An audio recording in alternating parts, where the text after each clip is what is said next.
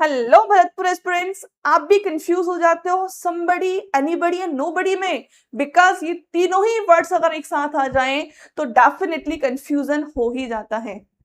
Hello Bharatpur aspirants, क्या आप भी कंफ्यूज हो जाते हो समबडी, एनीबडी एंड नोबडी में? क्योंकि जब ये तीनों वर्ड्स एक साथ आ जाते हैं तो कोई भी कैंडिडेट, कोई भी स्टूडेंट कंफ्यूज हो जाता है। सो डोंट वरी, क्योंकि यहाँ इस छोटे से वीडियो में तीनों ही वर्ड्स का कंफ्यूजन हमेशा के लिए खत्म होने वाला है। एंड सेकंड थिंग कि टॉपिक बिलोंग करता है यूपी टेट से, तो यूपी टेट वाले तो देखना बिल्कुल भी नहीं भूले।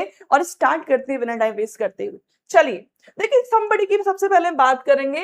समबडी को लेते हैं यहाँ पर। क्लियर? जब हम समबडी की बात करते हैं तो ये यूज होता है इन अफर्मेटिव सेंटेंसेस। इसमें होता है अफर्मेटिव सेंटेंसेस में इसको हम यूज करते हैं। सेकंड थिंग कि ये किसको रेफर करता है? Refers to unknown person. जब हम somebody का यूज करते हैं तो हमें उसमें क्लैरिटी नहीं होती कि वो पर्सन कौन है, पर्टिकुलरली हम उस पर्सन को नहीं जानते, तो ये अननोन पर्सन को रेफर करता है। पहली बात तो जो somebody है, किसको करता है? अननोन पर्सन को रेफर करता है जो ये somebody है। क्लियर? इसके बाद मैं आपको कुछ एग्जाम्पल लेती हूं जहां हम एग्जाम्पल्स की बात करेंगे। ओके, फॉर एग्जाम्पल अगर देखा जाए जैसे कि somebody is waiting outside। भाई जस्ट लाइक मैंने कहा कि somebody जो है यानी कोई पर्सन बाहर वेट कर रहा है। अब हमें नहीं पता कि वो कौन है, तो इसलिए अननोन पर्सन को रेफर करता है हमेशा। हमें नहीं पता कि वो कौन है। एक और एग्जांपल लेते हैं। somebody helped me yesterday। ठीक है, somebody helped me yesterday। हमें नहीं पता किसने हमारी हेल्प तो की, लेकिन हम उसको नहीं जानते, ना उसके फेस से जानते, ना उसके नेम से जानते, तो वो हमारे लिए क्या है? Unknown person. तो सेकंड थिंग कि पहली बात तो somebody जो है वो अननोन पर्सन को रेफर करता है।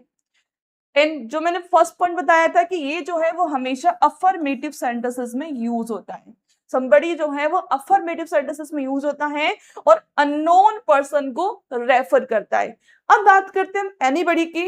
ओके, यहां बात करते हैं एनीबडी की।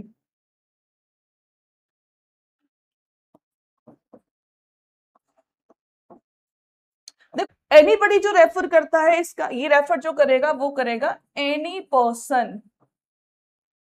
ये कोई भी पर्सन हो सकता है, कोई भी व्यक्ति।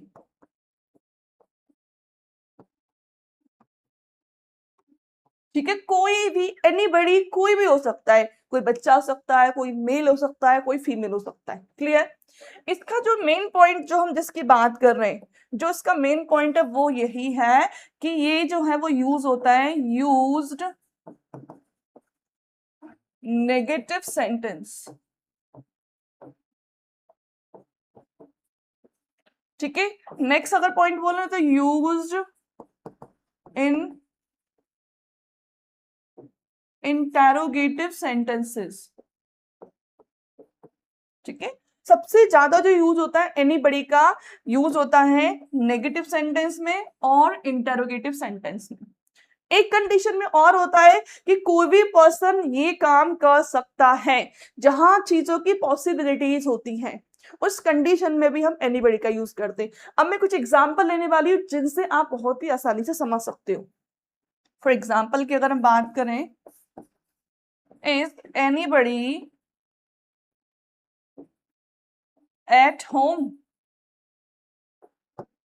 Okay, is anybody at home, ये आपका इंटेरोगेटिव हो जाता है। एक सेंटेंस और मैंने आपको बताया कि जिसमें चीजों की पॉसिबिलिटीज होती हैं। ठीक है, for example anybody can learn English with practice.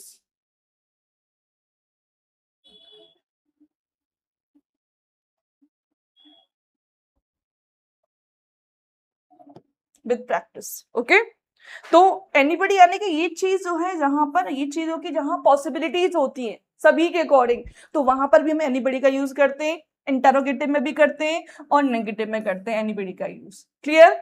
ये कंपटीशन में बहुत आता है। अगर आप एसएससी बैंकिंग की प्रिपरेशन भी कर रहे हैं तो वहां आपको ये पॉइंट्स काफी देखने को मिलेगा। बात करते हैं नेक्स्ट नोबडी की।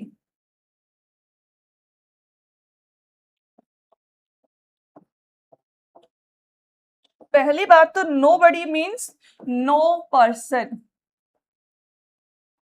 नोबडी मीन्स नो पर्सन, कोई भी पर्सन नहीं, अपने आप में नेगेटिव वर्ड है। ओके, अपने आप में ही नेगेटिव वर्ड है। सेकेंड थिंग कि इसके साथ जो यूज होने वाली मेन वर्ब होती है, इसके साथ जो यूज होने वाली वर्ब होती है ना, वो हमेशा पॉजिटिव होती है। Okay, used positive verb with this, हमेशा पॉजिटिव वर्ब यूज करेंगे। क्यों? क्योंकि ये वर्ड तो ऑलरेडी नेगेटिव है, तो इसमें हमें नॉट इन वर्ड्स की लगाने की जरूरत ही नहीं पड़ती है। क्लियर? अगर हम यहाँ एग्जाम्पल की बात करें, तो for example nobody was there, nobody was there, तो nobody आ गया, तो इस वर्ब के साथ में आपको नॉट लगाने की जरूरत ही नहीं है, बिकॉज nobody में ऑटोमेटिक पहले से आपका नो लगा हुआ है। तो इसके साथ जो भी वर्ब आएगी आपकी हेल्पिंग वर्ब या आपकी जो मेन वर्ब है वो हमेशा क्या होगी? पॉजिटिव वर्ब होती है। क्लियर? तो इस तरीके से आप somebody, एनीबडी और नोबडी, इन तीनों का डिफरेंस बहुत इजी वे में समझ सकते हो, और आई थिंक समझ में आ भी गया होगा। फिर भी आपको लगता है इज देयर एनी इश्यू कि समझ नहीं आया, तो कमेंट में कमेंट करके जरूर बताएं। बट मेरी श्योरिटी यही है कि आपको डेफिनेटली समझ में आ गया होगा। तो वीडियो को लाइक करना बिल्कुल भी नहीं भूलें एंड सब्सक्राइब करना तो बिल्कुल भी नहीं भूलें, तभी आपको आने वाले वीडियोस के नोटिफिकेशन मिलते हैं। तो मिलते हैं नेक्स्ट वीडियो में, तब तक के लिए keep learning, keep growing. Thank you for watching.